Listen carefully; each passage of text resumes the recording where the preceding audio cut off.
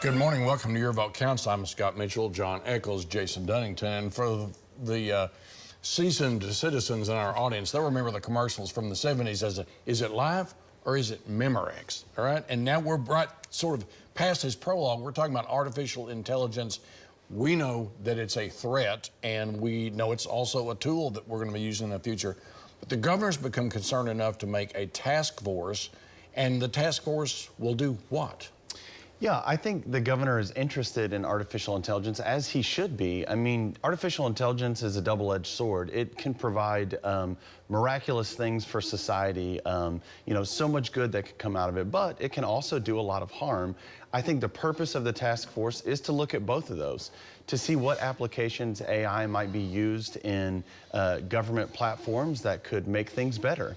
Whether or not it's education, whether or not it's in state agencies to replace redundancy. But I think he's also looking at what kind of damage could it do to the state. And, with all of the hacking that goes on, there's a lot to be concerned about. And so now we have a task force. Okay, and sometimes they get some work done, sometimes they don't. But the fact is, what he said about AI, good, bad, it's for real. I think we need to bear in mind with all of the changes AI is making, ChatGPT went live to the general public less than 1 year ago. AI is going to change everything, and what we need to do is learn how to embrace it and harness it. We need to do that on all sectors of government. How can it help us in government? How can we embrace it in our education system? We're struggling now. We're going to have to train kids how to use it, how to be capable of using it. I'm proud of the governor for getting ahead of this thing and trying to have a task force where we look at how do we use it responsibly. And yes, with every good comes bad. A lot of it's going to be how do we protect ourselves? How do we protect ourselves from new generations of hackers and other scammers? Okay, well, that'll be interesting to watch. Also interesting this week is the SDE education budget that they want to have. There's been so many reports, my head's going to explode, about what the cuts are. Is it an increase? Nobody seems to know. So we're going to break it down for you right now as to exactly what happened at the SDE meeting in terms of the education budget for next time. Yeah.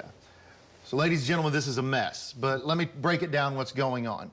$160 million of last year's historic education budget. We put more money in public education than we ever have in the history of the state, and we should have. $160 million of that went towards school security, 2/3 of which were for the next 2 years. The superintendent has asked to not count that extra money, and then it would actually end up being an increase, even though it's been reported it's a decrease. And it was reported it was a decrease because OSDE called it a decrease, which they shouldn't have. Here's the bottom line. We have given more money to public education in the last 7 years than the last 27 years combined. What educators need to hear is we in the Republican majority believe in children.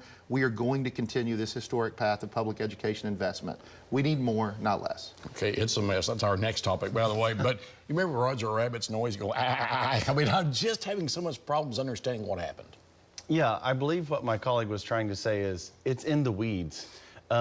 And it shouldn't be. I mean, as far as I'm concerned, this is communication, communication, communication. I think that the legislature and I think the executive branch in Oklahoma have both signaled that education is important and that they want to fund it. And we've seen that over the last couple of sessions where the legislature and the executive branch maybe not always agreed on what the final outcome would look like, but definitely agreed on investment in education in terms of where we put our dollars. I believe we'll continue to do that. This is a real communication error on SDE's part, and it shouldn't be that difficult to put forward that we want to spend money on our kids, and this is how we're going to do it. Who, what, when, where, why, and how should not be that hard. Okay, you've already flagged it. It's a mess. We're going to wade through what's happening in Washington and next week in Oklahoma when we come back.